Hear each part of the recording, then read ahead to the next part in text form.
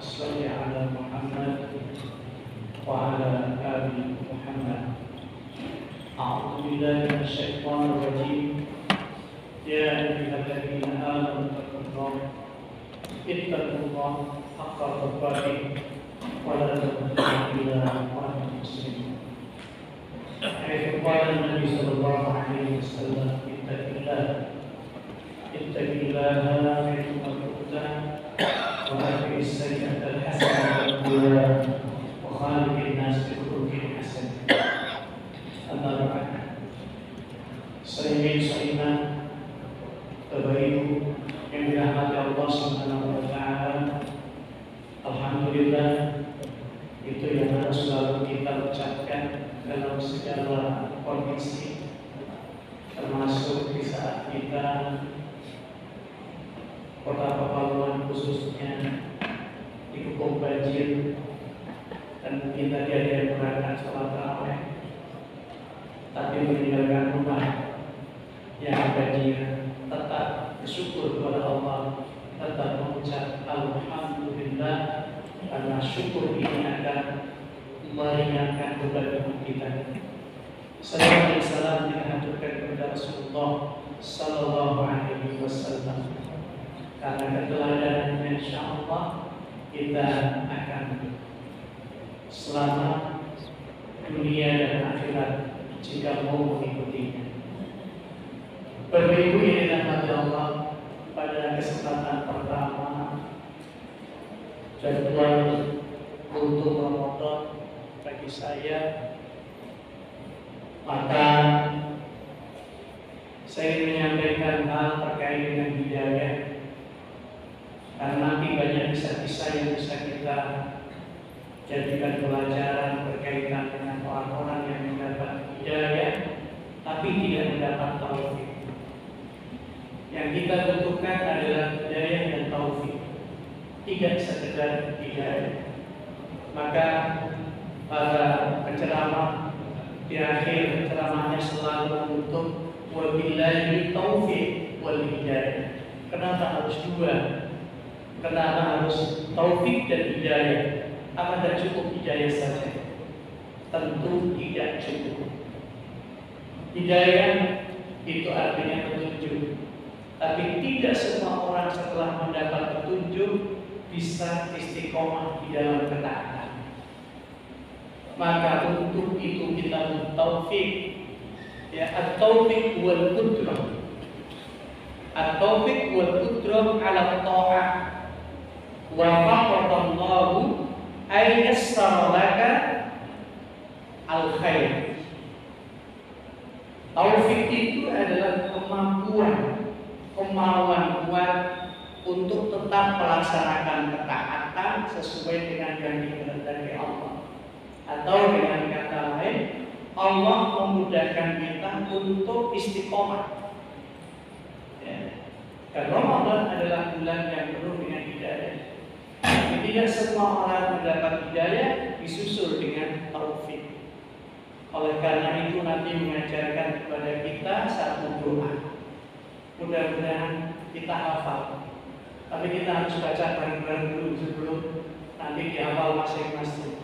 Allahumma rahmataka arju fala takilni ila nafsi tarfata aini wa aslih li sya'ni kullan la ilaha illa anta.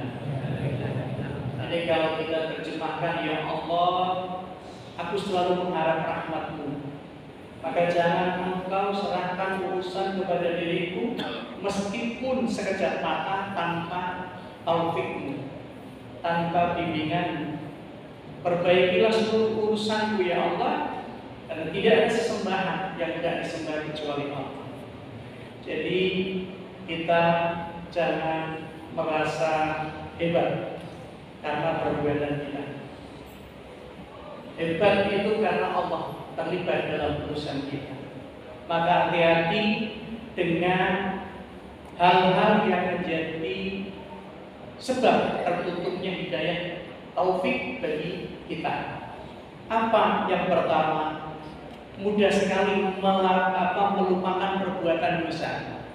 Coba saya tanya, siapa di antara hadirin yang tidak punya dosa ngacung? 100.000. Belum ada yang ngacung, saya tambah 100.000, 200.000. Siapa yang hadirin di sini tidak punya dosa? Saya tambah 100, 300.000. Tetap nggak ada? Berarti sadar ya? Sadar. Kita semua punya dosa. Kita bertobat, minta ampun kepada Allah, tapi jangan dilupakan perbuatan itu. Kenapa? Karena kalau kemudian kita lupa dengan dosa-dosa, yang muncul adalah merasa suci, merasa sudah tidak punya dosa. Padahal Allah ingatkan kita, fala tuzakku anfusakum huwa a'lamu biman ittaqa. Jangan merasa suci, karena Allah itu tahu siapa orang yang paling bertakwa di antara kalian. Ya. Maka Bapak Ibu yang dirahmati oleh Allah Subhanahu wa taala, Imam Hasan Al-Basri, salah seorang tokoh tabi'in yang sangat terkenal. Ya. Itu ketika berzikir pada sholat atau ketika sedang merenung sendirian, tiba-tiba menangis. Orang bertanya-tanya, kenapa orang sealim ini mudah sekali menangis? Sampai kemudian ada yang berani bertanya, wahai Imam, kenapa Anda mudah sekali menangis? Karena saya selalu ingat dosa yang pernah saya lakukan. Padahal orang ini dijuluki alim, orang ini dijuluki abid pada masanya. Ahli ibadah, juga ahli ilmu yang luar biasa. Tapi kemudian tidak melupakan dosa yang pernah dilakukan. Dan wallah mungkin dosanya tidak seperti dosa-dosa yang kita lakukan. Ya, karena orang alim itu luput dari sholat tahajud saja kadang-kadang merasa berdosa. Satu hari tidak baca Quran itu merasa berdosa. Kita 3 hari, 4 hari, 5 hari tidak baca Quran, drenges. Betul? Itu yang pertama.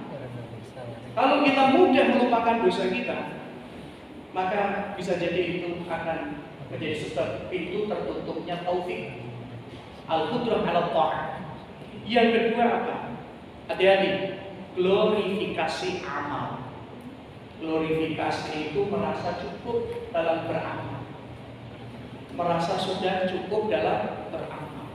Saya sudah mengerjakan yang wajib, yang sunnah cukup lah, nggak usah. Nah, itu kadang-kadang muncul seperti itu. Atau saya sudah sunnah, saya akan sholat sunnah tarawih, tidak perlu sunnah ba'diyah isya. Padahal kalau dikerjakan dua-duanya, masya Allah. Maka jangan merasa cukup dalam beramal, ya.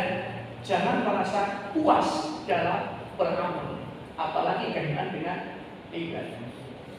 Maka sampai kemudian Allah mengingatkan kita, la tubtilu shadaqatikum bil manni wal adha. Jangan kamu merusak sedekahmu dengan menyebut-nyebutnya. Ya, oh saya kemarin sudah sedekah, maaf. Merasa cukup. Oh saya kemarin sudah infak, maaf. Ketika ada kesempatan infak lagi, itu yang selalu dikatakan. Karena merasa cukup sudah dengan infaknya. Akhirnya hidayah, taufik itu tertutup untuknya. Kemudian yang ketiga, membuat perbandingan. Membuat perbandingan dengan siapa? Kadang-kadang yang dibuat perbandingan dengan orang yang lebih rendah dalam urusan agama, ya pasti merasa lebih hebat. Ya kan? Oh dia nggak puasa, saya puasa, pasti merasa lebih hebat. Oh dia nggak rajin jamaah, saya rajin jamaah, pasti merasa lebih hebat. Maka jangan sampai kita membandingkan dalam urusan akhirat dengan orang yang statusnya lebih rendah di bawah kita, karena pasti akan merasa ini, itu, dan seterusnya. Tapi coba bandingkan dengan yang agamanya lebih bagus, amalnya lebih bagus, urusan akhiratnya lebih bagus. Oleh karena itu, Ibnu Abid Dunya dalam kitab Az-Zuhd mengutip apa yang dikatakan oleh Imam Hasan Al-Basri, idza ra'aita rajul yunafisuka fid dunya fanfasu fil akhirah. Apabila engkau melihat seorang laki-laki mengunggulimu dalam urusan dunia, kamu harus mengungguli dalam urusan akhirat. Itu pesannya seperti itu. Ya. Kemudian yang keempat apa? Jangan terlalu memaksakan pendapat pribadi untuk diterima orang lain. Dan anak ini juga akan menjadi penutup daripada pintu-pintu taufik hidayah daripada Allah Subhanahu wa taala. Ya, maka tinggalkan itu. Ya. Orang mau sama-sama sholat 11, mau pakai 2 rakaat salam silakan, mau pakai 4 rakaat seperti yang tadi kita lakukan silakan. Tapi jangan sampai memaksakan. Pokoknya saya harus dua-dua salam. Ini akan menutup pintu hidayah taufik dari Allah Subhanahu wa taala. Al-qudrah ala ta'at akan melemah. Ya, maka bismillah Bapak Ibu yang dirahmati Allah Subhanahu wa taala, hati-hati dengan perilaku ini karena perilaku ini dapat menutup pintu-pintu taufik daripada Allah Subhanahu wa taala. Semoga Allah senantiasa memberikan hidayah dan taufik untuk kita agar tetap dalam ketaatan kepada Allah dan dimudahkan langkah kita.